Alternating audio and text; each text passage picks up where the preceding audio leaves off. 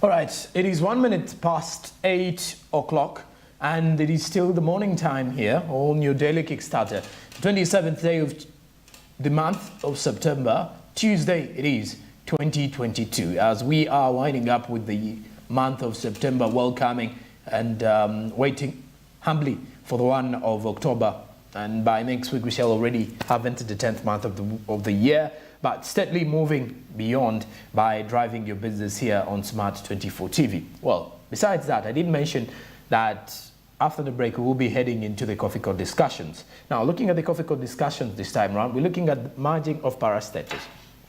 There are lots of funds that will be maintained or safely used with the margin of parastatals, according to the civil society organizations in the country, who believe, the civil society organizations and various economic experts believe that this margin will cut costs that have always been incurred by government, pushing it to different organizations or different government bodies that do the same job. How about that? Now let's get it more and better from the coffee court this morning.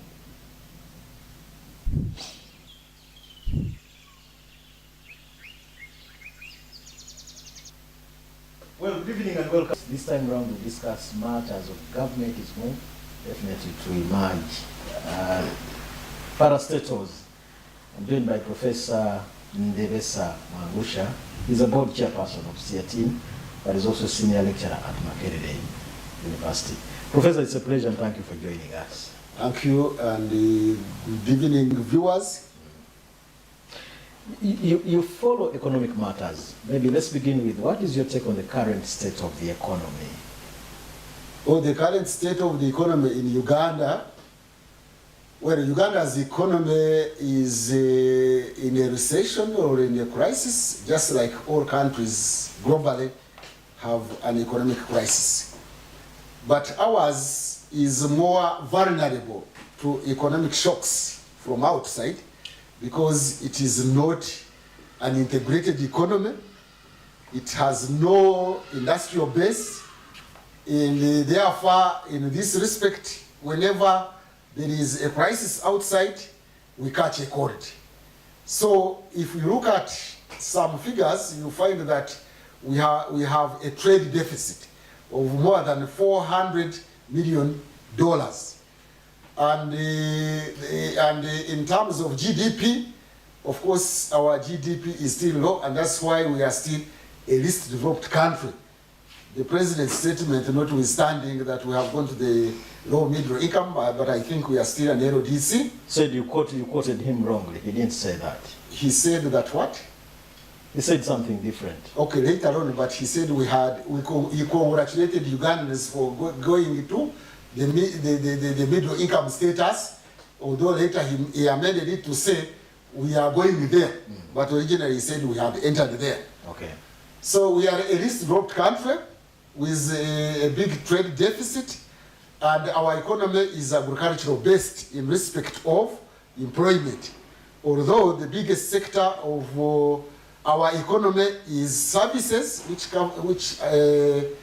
accounts for about 50%. Agriculture only accounts for about 22% of the GDP. Okay. But largely, the majority of the people, about 75%, are employed in agriculture. And once a country is in agricultural sector, basically, that means it is a low productivity economy. Okay. So we are not doing well there in terms of industrialization. If you consider our exports, we don't export most of the high value products outside. We are still exporting either agricultural products, but now we're exporting gold. Okay. So by and large, inflation is going up, and that is affecting, of course, our economy. We are highly indebted. Almost indebtedness is coming to 50% of GDP. So we are not doing very well because, anyway, we were already a poor economy, a least developed country economy, and now matters have been made worse by the war between Ukraine and Russia, as well as the COVID pandemic. Okay. Now that you're saying we're not doing well, finally government is back on the track to emerge parastatals as a mechanism of cutting expenditure.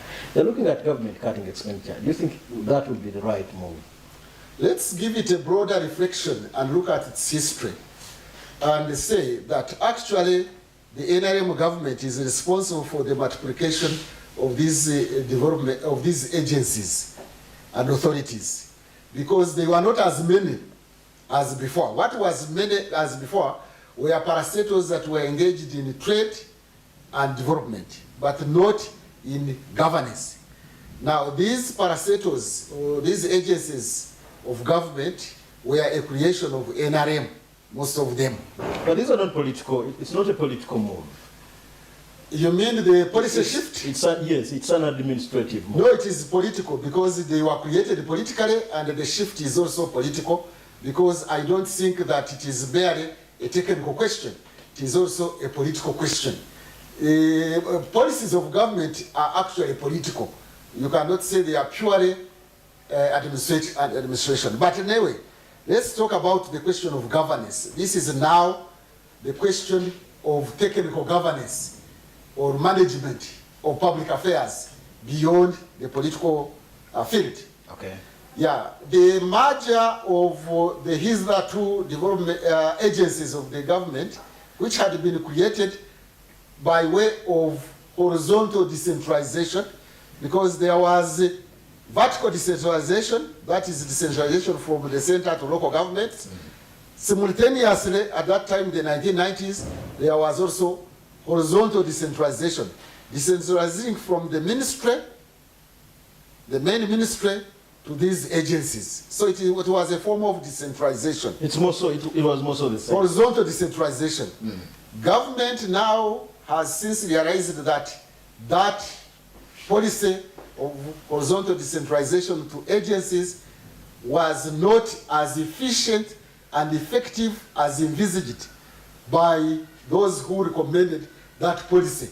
And it is now trying to shift back to merge them into the mother ministries. What is the contributing factor for the inefficiency, in your view, Professor? No, originally the ministries were perceived to be inefficient because the ministries were clogged by bureaucracy. Bureaucracy is normally accused of creating inertia. Now, by horizontal decentralization, it was avoiding the traditional bureaucracy in the mainstream ministries. But two, it was also thought that in order to attract technical people who would not be attracted to the ministries under the traditional public service arrangement, you had to create these parastatals bodies and then remunerate them very well, motivate them to work efficiently, because they have been paid differentially, better than those who remained in the ministries. Okay. And two, this was a donor-imposed policy, because the donors could not pay all public servants or civil servants the living wage. They prevailed upon the ministries to create these technical parastatals where there would be few people without being clogged with bureaucracy, and pay them, remunerate them well, incentivize them so that they perform efficiently and effectively. So that was a package for this horizontal decentralization from ministries to parastatals. Okay. Now they have thought of shifting back after realizing, one, that they are very expensive because it is duplication of duties. You have duties performed by traditional civil servants in ministries which are duplicated in these agencies, and therefore you are paying people a double group. That's one. And yet one person will perform the same. Yes, and but two, also it created friction within public service. You find somebody in the agency being paid, remunerated better than the one in the ministry, and yet the one in the ministry is at the same level or even above. Where you find somebody in an authority is paid much more than a permanent secretary who is supposed to be his or her both. You have Both. some example for us? All ministries, I mean, some like UNRWA, the director of UNRWA, I think, earns more than 40 million. And there is no permanent secretary who even earns 20 million. That was the challenge. Given her JD, she does a lot of work. But you are now... As an executive director. Let's not reduce the debate to UNRWA. All the other authority heads, whether it is the planning authority, whether civil aviation authority, whether Uganda Revenue Authority, whether National Environmental Management Authority, they all earn differential salaries which are much more than those who are supposed to supervise them from their mother ministries. So it's not only UNRWA. Now, you are saying she does much more work. You do more work when you are handling only one sector of transport, when the permanent secretary is supervising all sectors of transport, whether it is air transport, water transport, motor transport, and everything. So you cannot say she does more than a permanent secretary. That is not true. You find that invalid? I am saying that they have also realized it. The government has realized that this was not fair, it was not just, and it was making people who remained in their mother ministries not perform as well as they should be performing. If you create NADs and you make the director of NADs earn much more than the commissioner or director in the Ministry of Agriculture, it is unfair. And that is why they have decided to merge them. That is another reason why they have decided to merge them and reduce on the expenditure in terms of reducing the numbers.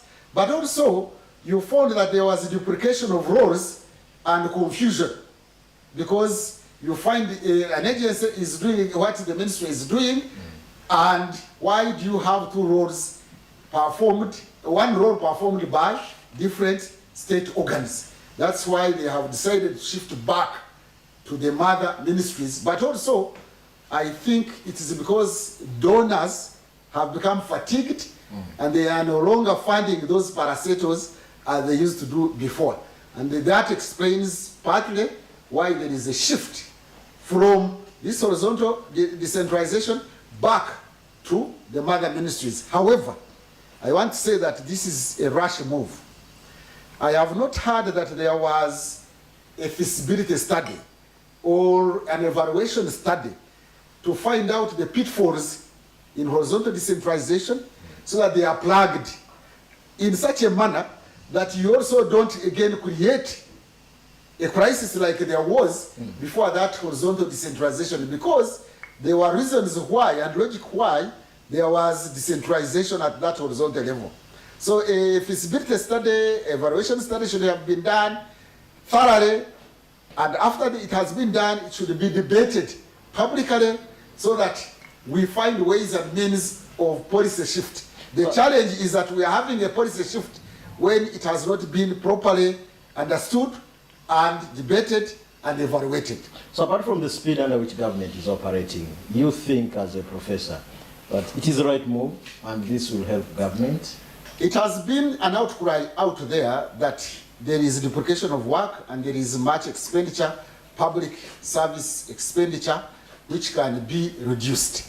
As to whether it will work or it will not work, it will also depend on how it will be practiced, but it will also depend on whether there was a thorough evaluation of this shift. You may find that actually, in the case of some authorities, it was necessary to create those specialized agencies so that they concentrate on one work. They are not encumbered by this bureaucracy, and they would attract specialized people. For example, I think when they created things like Revenue Authority, it did better than previously when Customs Union, sorry, not Customs Union, the Department of Customs and the Department of Inland Revenue, whatever, were still in the Ministry of Finance. So there might be areas where the parastatals need to be retained. And I think government has also said some parastatals will be retained. But they must be discussed first, because this is a major policy shift. So why they are not working, hold on, why they are not working precisely is why we also blame government. that horizontal decentralization was embarked upon without thorough debate and involvement of both people in the ministry, the general public, parliament, so that we would see the desirability of that policy shift. Now we are going back again, more or less hurriedly, because the government wants to cut down on costs. Is this a people's issue or it's a government issue? Basically, policies are made by government, but they should be made in the interests of the people. According to the constitutional mandate, it is the government that makes policies or reverses policies or shifts policies. However, there are certain guidelines guiding policy making in Uganda.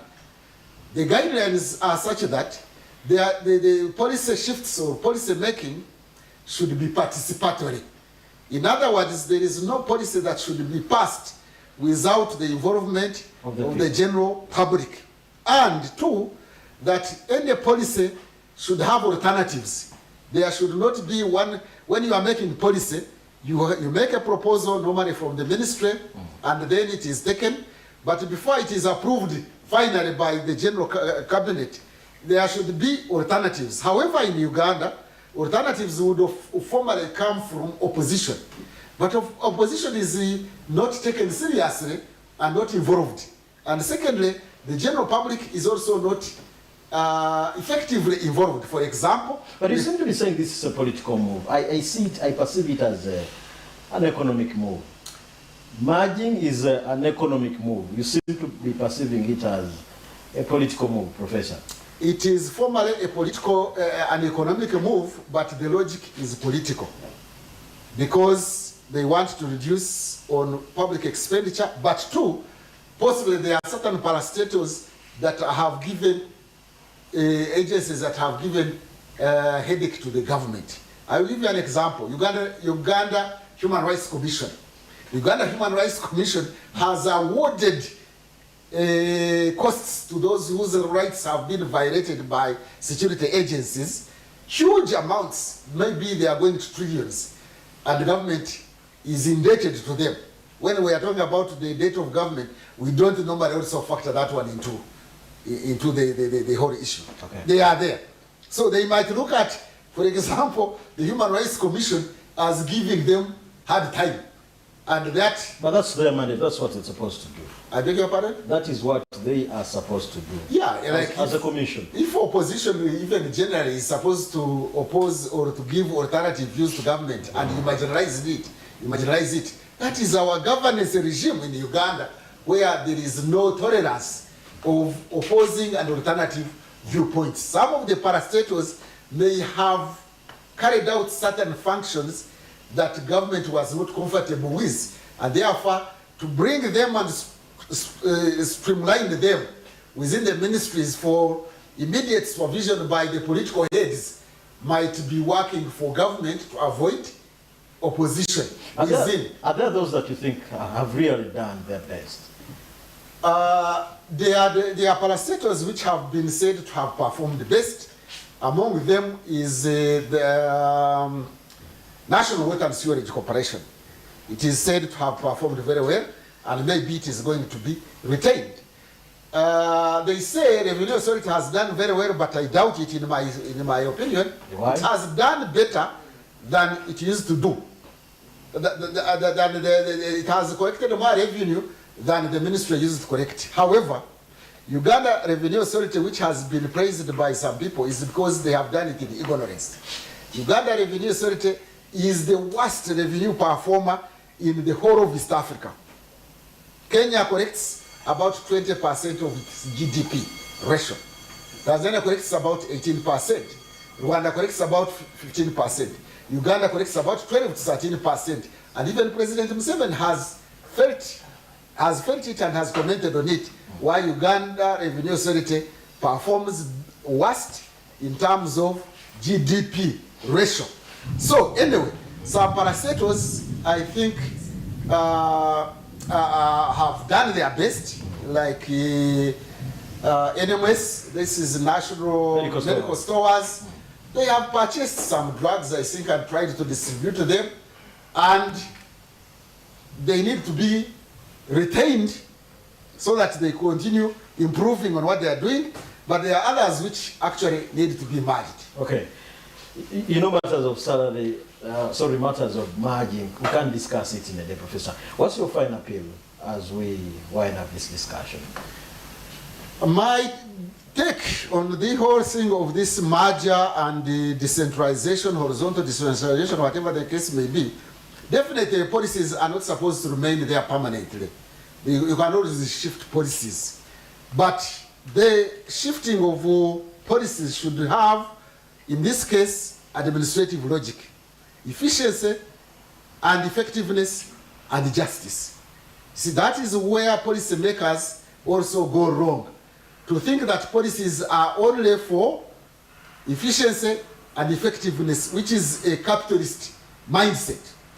You can have a parastatal, an agency existing, may not be efficient and effective in terms of effective performance, but might be taking services to the marginalized people.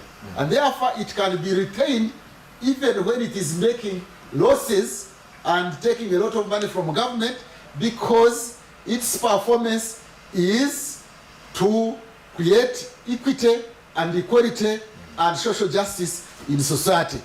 So I am advising the government that when they are carrying out policies, whether the horizontal decentralization or vertical decentralization or whatever case may be, they should look at efficiency, yes, effectiveness, yes, cost sharing, yes, but they should also look at social justice delivery so that we build a nation. Another one should be nation building, which is related to social justice. Okay. If we have policies that are not building social justice in the country, we are still an emerging country. We are not yet a nation state in the typical sense of the word. We are merely a geographic expression. Therefore, some political policies, economic policies, and administrative policies should be done in such a way that we build a nation. Okay. And therefore, among other things, and among other factors that can lead to nation unity and cohesion, is building justice mechanisms within our policy makeup, so that we mainstream issues of redistribution of resources, redistribution of opportunities, and taking services away from Kampala, and mainly to other regions that have been identified by Uganda National Bureau of Statistics as the poorest regions in the country. And therefore, those should inform policies rather than efficiency and effectiveness, which is purely capitalism, and it is coming from the Western world, where even in the Western world, they also have policies informed by justice and equity. Professor Ndebesa, thank you for speaking to us, especially on matters regarding merging of parastatals. The discussion continues. My name is Fred Makubia, and this is Smart 24 TV.